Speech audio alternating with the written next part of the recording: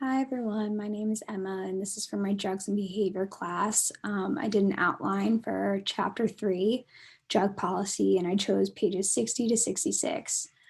To start off with Anti-Drug Abuse Acts of 1986 and 1988, we're talking about increased law enforcement. So we know from chapter 1, marijuana and cocaine use increased a lot during the 1970s, and from that amendments came about in the 80s to the 1970s Controlled Substance Act, all because of the increased use of crack cocaine.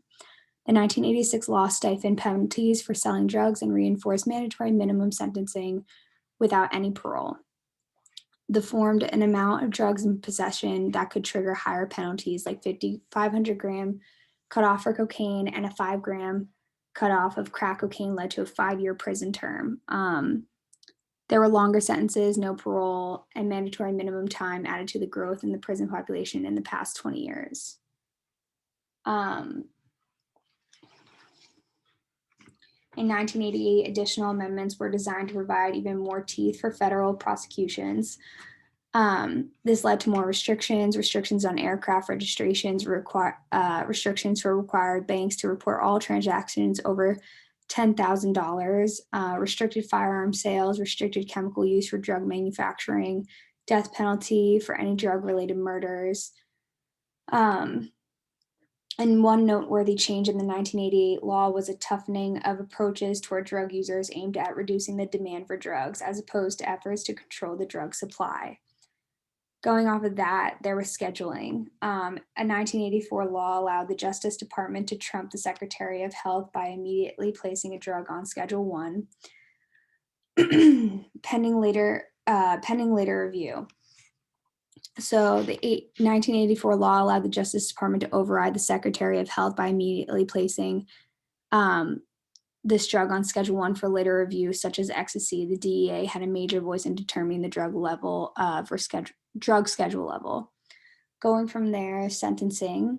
I read that the original law had only a few categories for sentencing, guidelines developed by the U.S. Sentencing Commission.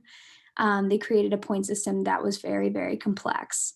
Additionally, there was additional difficulties that were provided by congressional amendments. In 2005, additional amendments related to the Homeland Security.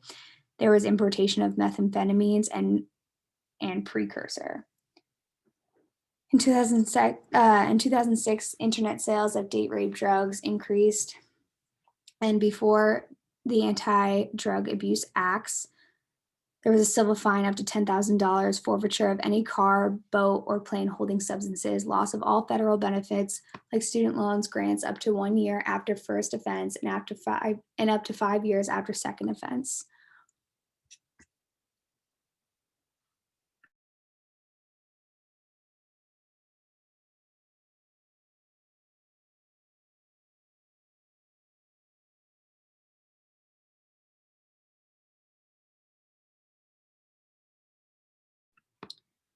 So going ahead with asset forfeiture, longstanding legal precedents allow governments to seize property that they have reason to believe and is associated with the commission of a crime.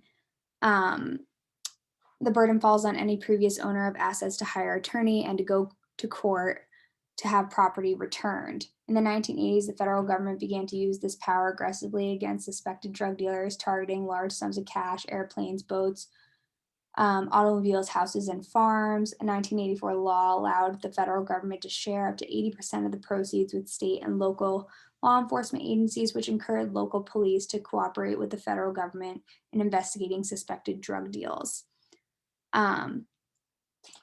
Moving forward with the Office of National Drug Control Policy. To better coordinate all these federal efforts, the 1988 law established the cabinet-level position of Director of National Drug and Control Policy, commonly referred to as a drug czar. This individual is ordered by the legislation to prepare a national drug control strategy and an annual consolidated drug control budget for all federal agencies involved, especially to advise the National Security Council and to report directly to the president. In the next section, designer drugs. The term designer drug was coined in the 1980s to refer to chemicals that are close relatives of controlled substances but not themselves listed on one of the schedules. At that time, chemicals were making minor changes to the structure of some opioids like fentanyl and mepridine and selling these drugs as synthetic heroin. Chemists were tweaking structure of opioids and selling it as synthetic heroin, basically exactly what I just said. And then moving forward into the next section, the state and local regulations. Um, it was impossible to describe all the different drug laws across the 50 states and considerable uniformity across the states, but a lot of the details do differ. In some states, licensed physicians' assistants are allowed to prescribe many types of medications. In a few states, pharmacists are allowed to prescribe a few types of drugs that had previously required a prescription. States began to adopt the Uniform Controlled Substance Act in the 1970s, and violations of illicit drug laws can lead to either federal or state charges. Federal mandatory minimum laws usually mean for a longer sentence than under state laws. With the state versus federal marijuana laws, the greatest discrepancy between state and federal laws is now in the realm of marijuana regulation. 28 states allow for medical use of marijuana. However, 6 states allow for recreational use starting in 2016. Moving forward with federal support for drug screening, military and federal employees. I noted that the 1970s inexpensive screening tests were invented. They detected abused substances, metabolites, and urine.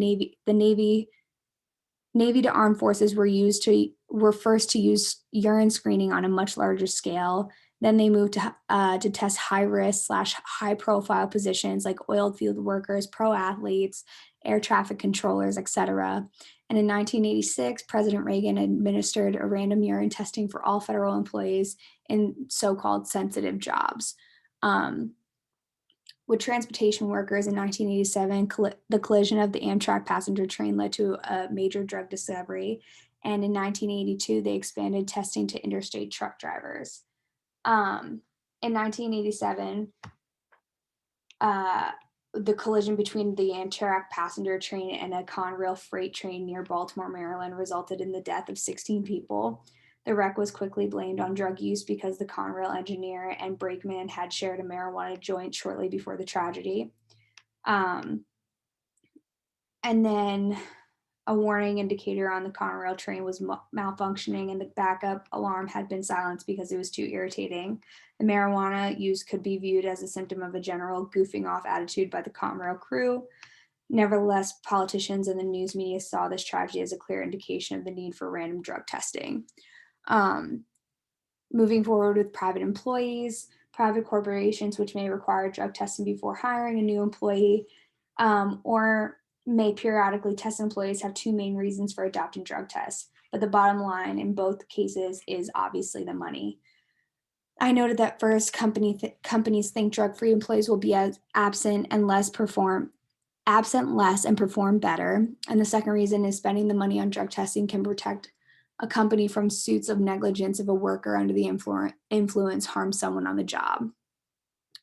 Moving along with public schools, many feel testing high schoolers is an invasion of privacy. They run into problems because randomized testing with no cause forces the loss of trust, especially kids in high school or minors. And then, of course, athletes are the first to be subjected to drug testing because they're playing a sport against other schools, etc. And then moving along with testing methods, I noted that there are many pros and cons. First out with urine testing. The pros for that can detect most drug substances up to 3 days. Marijuana metabolites can be detected up to 5 days in a urine sample.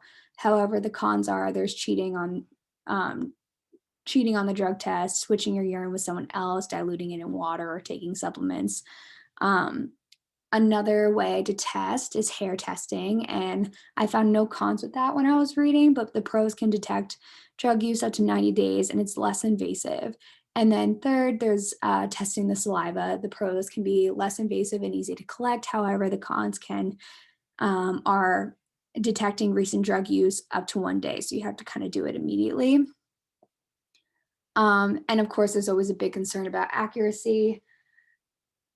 The biggest concerns are false positive and test kits. Test kits are really, really useful. Testing for weed, opioids, amphetamines, and coke, they detect the presence of a drug. And the idea is to discourage any drug use more than to detect the drug itself or any impairment one might have. So that was my chapter 3 outline for the first for pages 60 to 66. I hope this was useful, and thank you so much for listening.